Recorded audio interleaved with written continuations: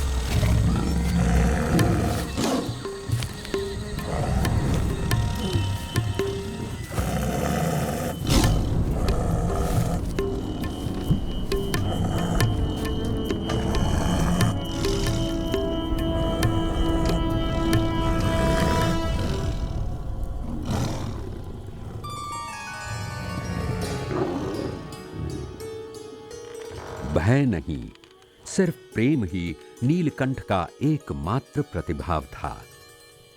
उनके आध्यात्मिक प्रकाश ने हिंसक सिंह को अहिंसक बना दिया।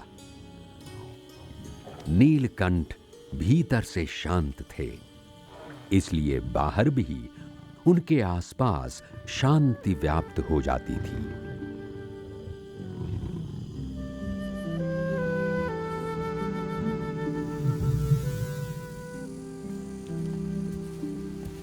सुबह होते ही शेर जंगल लौट चला और शांति गांव में लौट आई।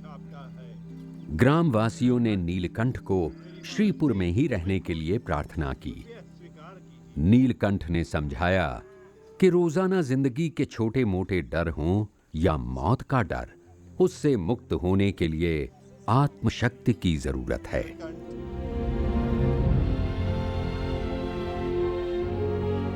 नीलकंठ जहां भी गए, अनगिनत लोगों ने उनका प्रेम पूर्ण स्वागत किया। ये भारत के वो लोग हैं जो विश्व की सबसे ज्यादा विविधताओं से सभर हैं, जहां मानव अभिलाषा की हर तरह की अभिव्यक्ति है और हर तरह की जीवन शैली है।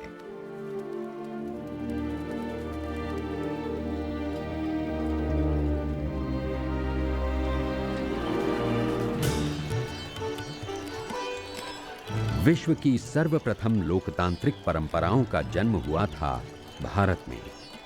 इसका मूल है पवित्र वेदों में, जो सिखाते हैं कि सभी लोग मिलजुल कर जी सकते हैं, अनेकता में भी एकता हो सकती है। आज भारत अलग अलग धर्मों, परंपराओं और पृष्ठभूमि के 100 करोड़ से अधिक लोगों का घर है।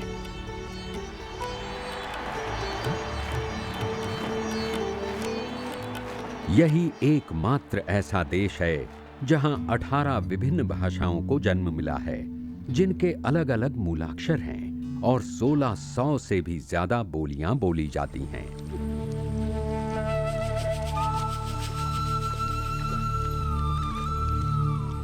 लेकिन नीलकंठ के लिए जीवन का सही मर्म शब्दों में नहीं था, किंतु जीव प्राणी मात्र के प्रति प्रेम की मूक भाषा में था।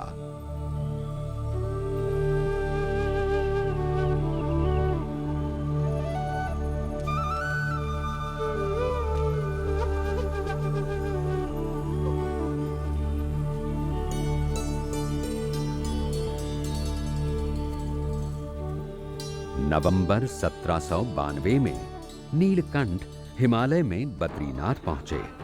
तब शीतकाल शुरू हो गया था। पूरा बद्रीनाथ थोड़े ही दिनों में बर्फ से ढकने वाला था।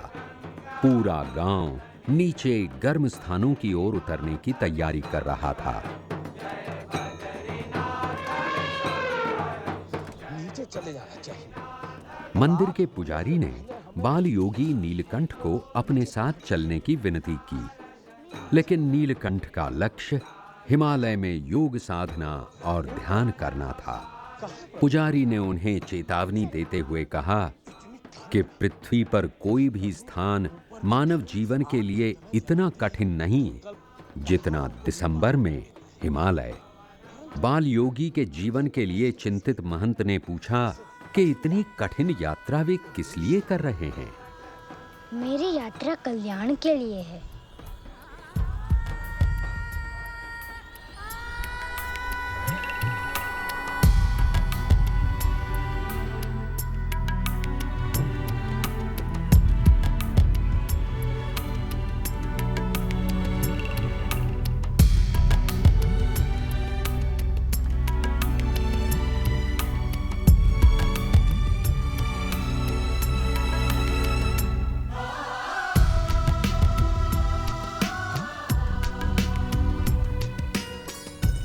अकेले ही नीलकंठ ने पृथ्वी की कठोरतम जगह में सबसे घातक मौसम में प्रवेश किया।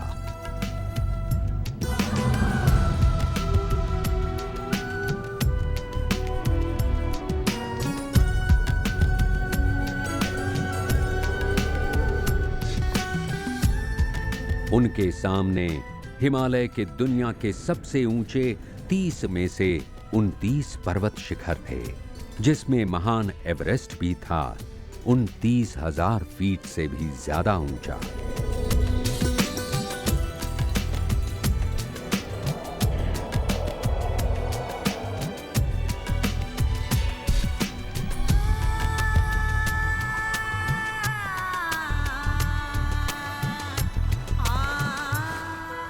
शून्य के नीचे 40 डिग्री तापमान में जब 100 किलोमीटर प्रति घंटे की तेज रफ्तार से कातिल हवाएं फुंकार रही हों, तब 20 मिनट भी खुले में रहना मौत का निमंत्रण है।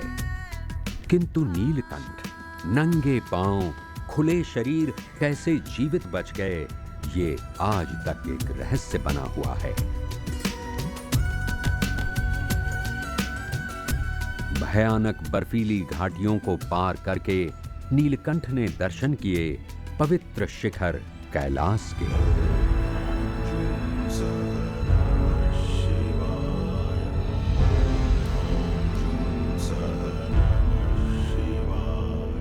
वे मानसरोवर के किनारे पहुंचे। ये पृथ्वी की सबसे ऊंची झीलों में से एक है और भारत की 4 महान नदियों का स्रोत।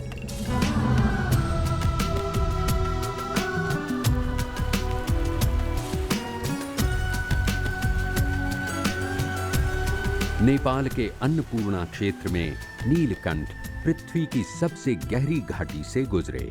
22,000 फीट से ज्यादा गहरी ये घाटी काली गंडकी नदी ने तराशी है।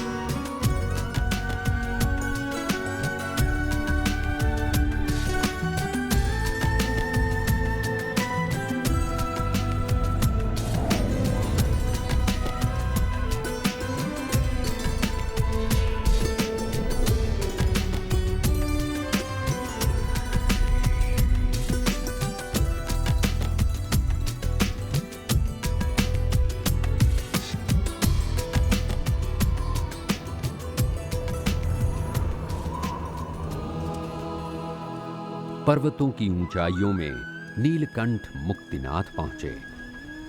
यहां भगवान विष्णु का एक अति प्राचीन मंदिर है। इसके चारों ओर भगवान के 108 नाम के प्रतीक स्वरूप 108 पवित्र जल धाराएं बह रही हैं।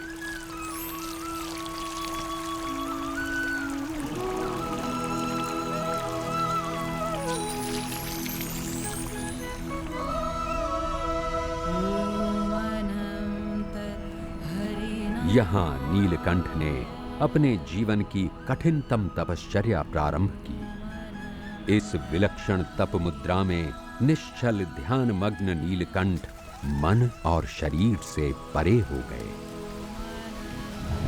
समय के साथ ऐसी आध्यात्मिक साधनाएं उनके जीवन का प्रमुख अंग बनी रही। आज मैं आसाम में हिमालय में 4 वर्ष बिताने के बाद नीलकंठ पूर्व भारत की ओर चल पड़े। उनके वचनों को सुनने शहरों में लोगों की भीड़ उमड़ पड़ती थी।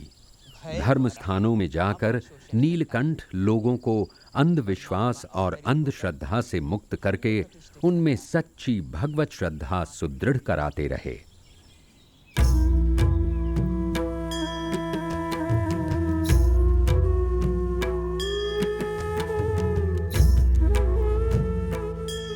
दुनिया के किसी भी देश में इतने मंदिर, इतने स्मारक और महल नहीं जितने भारत में हैं।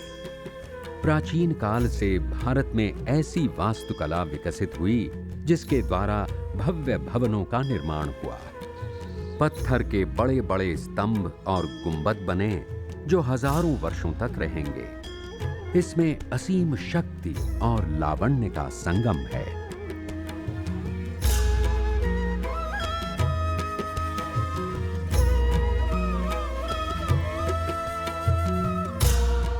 मनोरम कलाकृतियां जिनकी रचना प्राचीन भारत की मूर्तिकला ग्रंथों के अनुसार हुई है, जिन्हें युगों से अनगिनत शिल्पकारों ने हाथों से तराशा है।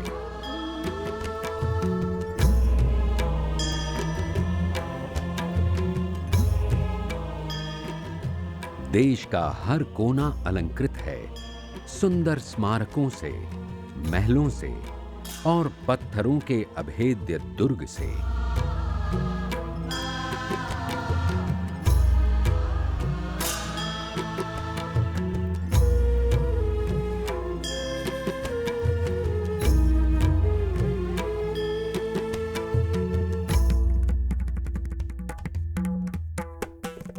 यहां कई श्रद्धा स्थान हैं।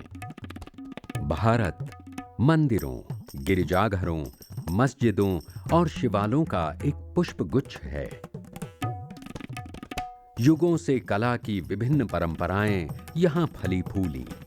सुंदरता की ऐसी पच्चीकारी जो शायद और कहीं नहीं देखी जा सकती।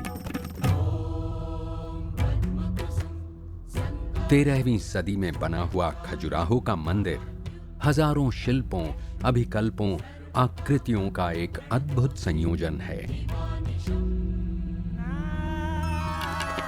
ताजमहल, जिसे दुनिया का एक आश्चर्य कहा जाता है और जो दुनिया भर में सबसे सुंदर परिमाण में बना स्मारक है। सांची का स्तूप, गौतम बुद्ध के सम्मान में इसे 2000 वर्ष पहले बनाया गया था। बौद्ध अनुयायियों के लिए ये एक महत्वपूर्ण तीर्थ है। प्रसिद्ध सिख तीर्थ अमृतसर का स्वर्ण मंदिर जो सोने से आवृत है, और इलोरा में कैलाश की चमत्कृति जिसे एक ही पहाड़ी चट्टान से तराशा गया है। इसे बनाने में 150 साल लगे थे। इन मंदिरों एवं स्मारकों के उपरांत नीलकंठ पूर्व भारत के भयानक बरसाती जंगलों से भी गुजरे। हमेशा की तरह वे गोरक्ष आसन में निश्चिंत होकर सोते। वे बंगाल के सुंदरवन के जंगलों से होते हुए चलते रहे। घर छोड़ने के लगभग 5 साल बाद नीलकंठ पूर्वी भारत में जगन्नाथपुरी पहुंचे। यहां के राजा मुकुंद देव नीलकंठ से मिले और उन्हें रथ यात्रा के उत्सव में आने का निमंत्रण दिया। जगन्नाथपुरी के इसी रथ यात्रा उत्सव की विशाल भीड़ और विशाल रथ ने जन्म दिया अंग्रेजी के शब्द जगरनॉट को।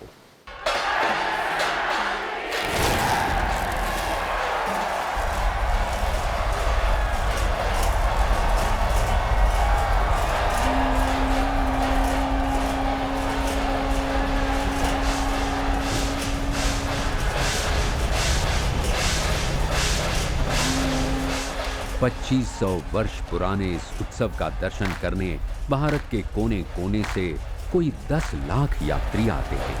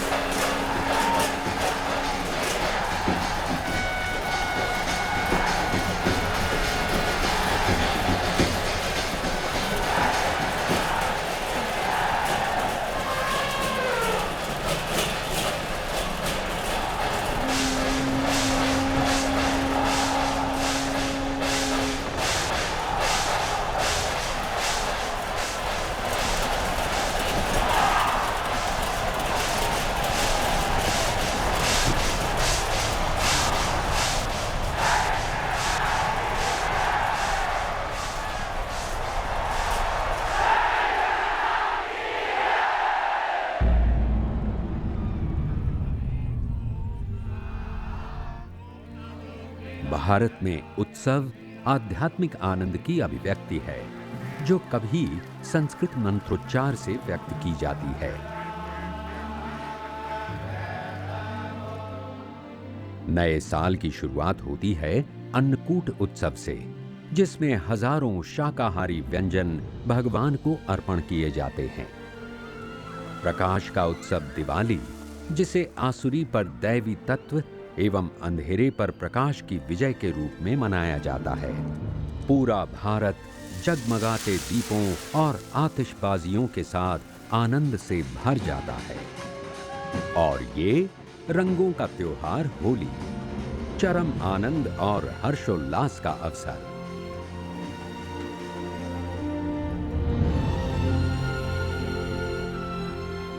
भारत में लावण्यमय मुद्राएं, भव्य उत्सव या मंदिर के भव्य प्रवेश द्वार, सब कुछ भक्ति के ही विविध स्वरूप हैं। दक्षिण में नीलकंठ रामेश्वरम के प्रसिद्ध मंदिर में पहुंचे। 12वीं सदी में निर्मित इस मंदिर में लगभग 1 मील लंबी पत्थर की परिक्रमा है, जो दुनिया में सबसे लंबी है। भारत यात्रा करते करते नीलकंठ ने देखा कि भारत के लोग